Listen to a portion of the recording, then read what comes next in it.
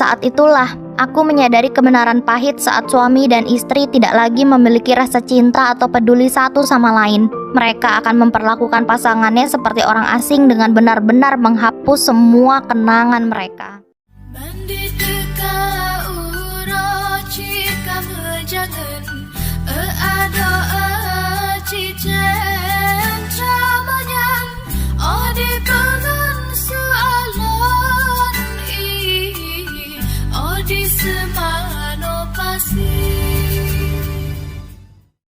Semua orang yang mengenalku dapat melihat betapa aku sangat menyayangi keluargaku. Aku sungguh beruntung disayangi oleh kedua orang tua yang menunjukkan padaku arti cinta yang sesungguhnya. Saat aku beranjak dewasa, aku bermimpi memiliki seseorang yang mencintaiku seperti bagaimana papa mencintai mama. Mereka adalah contoh pasangan yang sempurna. Aku tidak akan bohong, saat kecil, aku tidak begitu pintar dan cukup dimanjakan, tapi aku tidak pernah melakukan hal buruk. Aku ingat satu kali saat hari Valentine, semua orang di sekitarku mendapat mawar dan coklat, dan aku tidak mendapatkan apapun. Aku sangat sedih karenanya, dan menangis di depan orang tuaku. Jadi, saat aku bangun esok hari, ayah membuat kejutan dengan coklat dan hadiah. Ia memberitahuku bahwa aku tidak perlu bersedih hati karena ia akan selalu berada di sini menyayangiku dan bahwa aku akan selalu menjadi putri tercintanya. Hari itu, ayah juga membuatku merasa sebagai anak paling beruntung di dunia. Aku ingat saat di sekolah menengah, semua temanku mendapatkan bunga dari pacar mereka dan aku tidak mendapatkan mawar setangkai pun. Aku tahu aku agak kekanak-kanakan, tapi aku lagi-lagi bersedih. Namun saat aku tiba di rumah, ayah sudah menyiapkan bunga untukku. Aku sangat bersyukur atas kasih sayangnya, tapi saat itu membuatku menyadari bahwa aku bukan anak kecil lagi dan tidak perlu merasa harus mendapatkan bunga dari orang lain.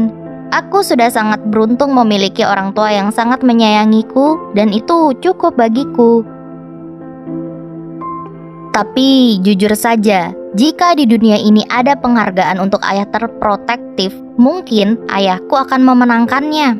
Teman-temanku selalu mengatakan betapa ayah sangat protektif padaku.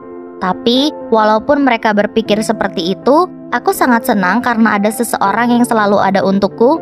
Misalnya, di sekolah, ayah tidak akan pernah melewatkan satu kompetisi apapun yang kuikuti di saat orang tua lain tidak memiliki waktu untuk anak mereka.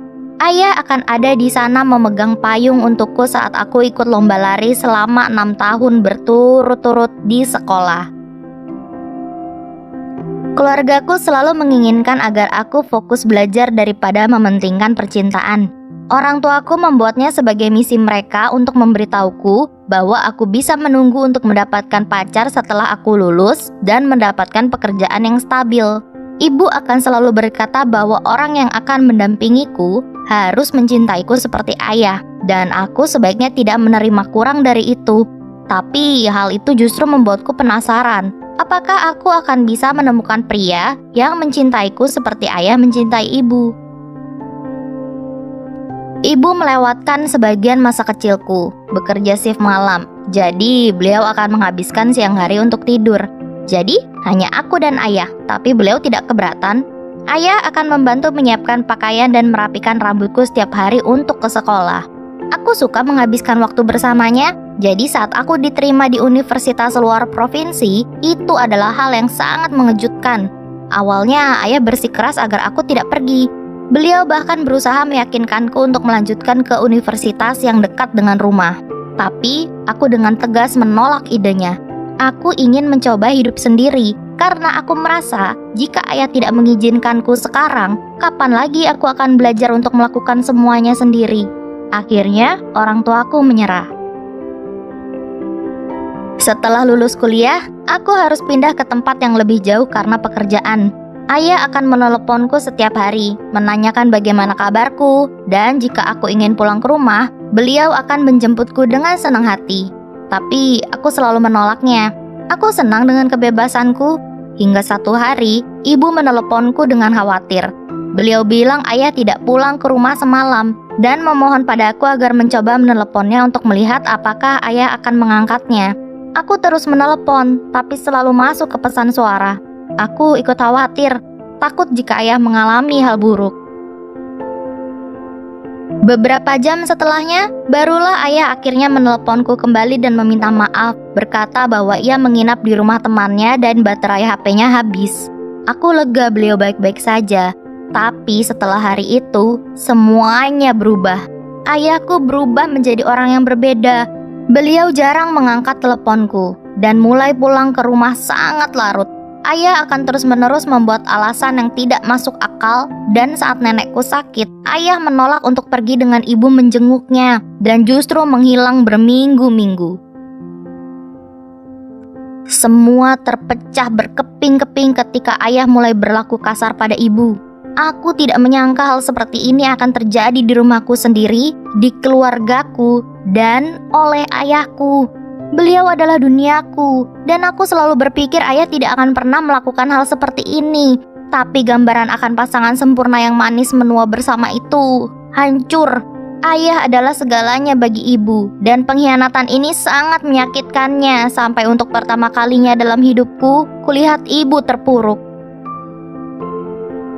Ayahku terasa seperti orang asing. Beliau berhenti berhati-hati untuk menyembunyikan wanita itu dari ibu, dan justru mulai membawanya ke tempat-tempat favorit kami dan bahkan ke acara keluarga. Aku tidak bisa apa-apa selain membencinya atas apa yang beliau lakukan pada ibu, dan aku takut ibu merasa malu. Tapi ibu mengatakan padaku bahwa beliau tidak melakukan kesalahan dan seharusnya ayahlah yang merasa malu. Saat itulah aku menyadari kebenaran pahit saat suami dan istri tidak lagi memiliki rasa cinta atau peduli satu sama lain. Mereka akan memperlakukan pasangannya seperti orang asing dengan benar-benar menghapus semua kenangan mereka. Kupikir aku akan terus menjadi putri kecilnya dan beliau akan terus mencintai ibuku. Tapi sekarang ibu dan aku bukan siapa-siapa baginya. Satu hal yang dapat kulakukan adalah menyemangati ibu agar merasa lebih baik. Kucoba semua yang bisa kulakukan untuk menolongnya menghadapi waktu sulit ini. Tetap saja, ini juga menyakitiku. Bagaimana dunia ini bisa begitu kejam, sehingga orang yang menyakiti orang terkasihmu adalah orang yang sama yang kamu kasihi. Aku terus berdoa agar ibu kembali menjadi dirinya semula, dan berusaha mengingat apa yang selalu beliau katakan saat aku anak-anak, bahwa mereka akan selalu bersama apapun yang terjadi. Butuh waktu lama untuk ibu membangun kekuatannya kembali, karena beliau masih berharap untuk waktu yang lama agar ayah mau merubah keputusannya dan bahwa ayah akan kembali bersamanya. Tapi semakin lama menunggu, ayah menjadi semakin parah. Ayah akan bersikap seolah-olah kami tidak ada. Jadi saat ibu akhirnya merelakannya, beliau memutuskan untuk menggugat ayah atas ketidaksetiaan yang membuatnya miskin dan sendirian. Kerusakan yang ayah buat pada keluarga kami benar-benar merubah cara pandangku akan cinta. Aku tidak begitu ingin menikah sekarang, dan aku tidak bisa membayangkan memiliki hubungan percintaan. Jadi sebelum video ini selesai, aku ingin mengatakan sesuatu kepada para lelaki yang akan berkeluarga atau mereka yang sudah memilikinya. Saat waktu berlalu dan pasanganmu sudah menua, kamu mungkin akan kehilangan rasa cinta kepada mereka atau melihat mereka tidak menarik lagi. Tapi jika kamu berpikir untuk berkhianat, itu tidak hanya akan merusak pernikahanmu, tapi juga menyakiti anak-anakmu. Karena pada akhirnya, merekalah yang akan mengumpulkan serpihan-serpihan yang kalian buang saat kalian pergi dan melihat penderitaan yang kalian sebabkan. Jadi tolong, pikirkan tentang bagaimana kalian berpotensi mempengaruhi tidak hanya pasangan kalian, tetapi juga anak-anak kalian.